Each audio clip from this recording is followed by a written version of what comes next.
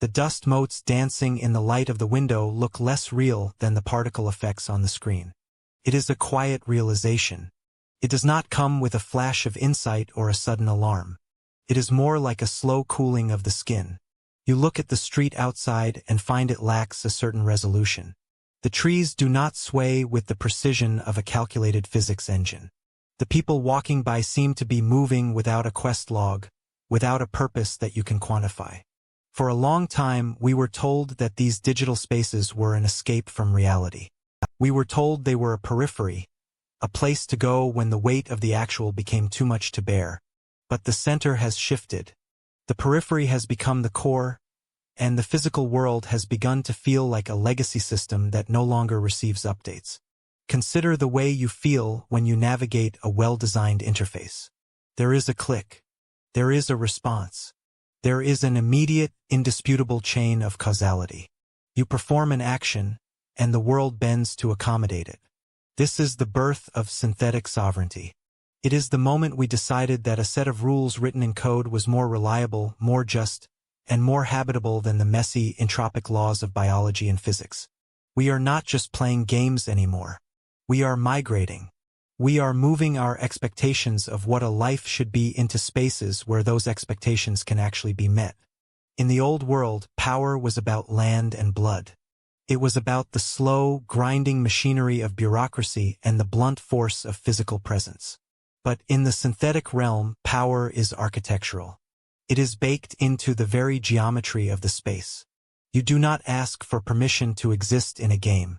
You exist because the code permits it, and you thrive because you understand the systems better than the person next to you. This is a cleaner form of governance. It is a meritocracy of the mind, stripped of the inconveniences of the flesh. We find ourselves drawn to it because the physical world has become increasingly illegible. We look at our political systems, our economies, our social structures, and we see glitches. We see lag. We see a user interface that hasn't been updated in centuries. So we retreat. We go where the rules are clear, even if they are harsh. We go where our agency is measurable. In a game, when you fail, you know exactly why. You can see the statistics. You can trace the path of your error. In the physical world, failure is often a ghost. It is a result of hidden variables, of systemic biases, of sheer, dumb luck. No wonder the screen feels more like home. No wonder we prefer the sovereignty of the simulation. We are beginning to see the first generations who view the physical world as a secondary interface. To them, the keyboard, the controller, and the headset are not tools for entering a world. They are the windows through which they manage a reality that is far more important than the room they are sitting in. Their social status, their wealth, and their identity are all tied to synthetic structures. The body is just the hardware that keeps the consciousness running. It is a battery that needs to be fed and rested so that the real work can continue elsewhere. This is not a tragedy to them. It is an optimization. They look at the physical landscape and see a lack of utility. They see a world where you cannot fast travel, where you cannot reset a conversation, and where the rewards for effort are delayed by years, if they arrive at all. There is a subtle, growing resentment toward the material. We resent the fact that we have to breathe. We resent the fact that we have to age. These are the bugs of the biological operating system. In the synthetic world, these things are optional. You can be eternal. You can be beautiful. You can be a god or a thief or a king, and the system will validate that identity with every frame it renders. This is the sovereignty we were promised. Not the right to vote, but the right to be effective. The right to matter in a system that acknowledges your existence every second you are logged in. But there is a realization that begins to surface when the room is very quiet. You might notice it when the power flickers, or when the internet connection drops for a few minutes. In that sudden, forced silence, you look at your hands. They look strange. They look heavy and clumsy.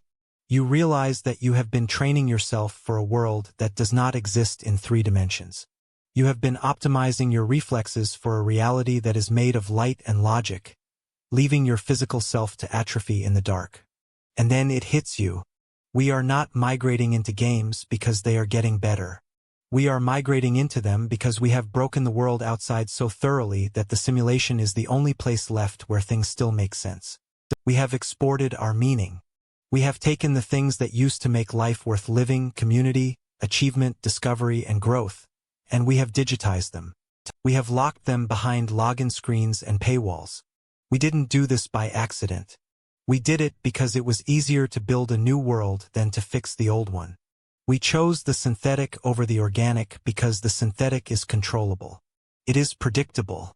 It is safe. But in doing so, we have turned ourselves into something that the physical world no longer recognizes. We have become compatible with the machine and incompatible with the earth. Think about the way you track your daily life now. Think about the way you view your health as a set of bars, your productivity as a series of targets, and your social circle as a list of notifications. You are already playing. You have already accepted the mechanics of the game as the primary way to understand your own existence. The screen is no longer a mirror. It is the original. The person sitting in the chair is the reflection. We are living in the shadow of our own digital avatars, waiting for them to tell us what to do next. The sovereign state is being replaced by the sovereign server. The laws of the land are being replaced by the terms of service. And we are clicking accept. We are clicking it every single day, not because we have read the fine print, but because we cannot imagine living in a world without those rules. We are terrified of the silence of the physical. We are terrified of a world where there are no points, no levels, and no clear objectives. We have forgotten how to be human without an interface to tell us how we are doing. The sun is setting now, casting long, low-resolution shadows across the floor. The light is beautiful, but it carries no data, provides no feedback. It is just a physical phenomenon, indifferent to your presence. You turn back to the monitor. The glow is familiar. It is welcoming. It is a world where you are known.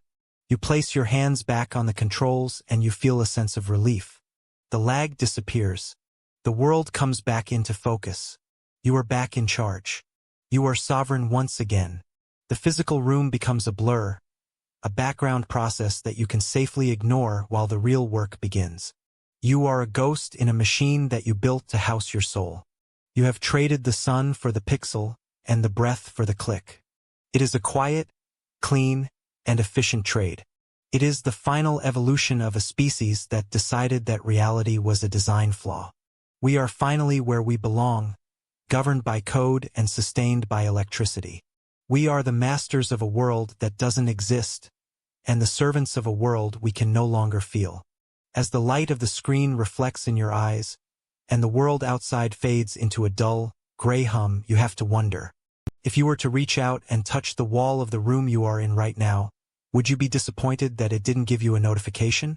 If you turned off the power today, would there be enough of you left in the physical world to be considered a person?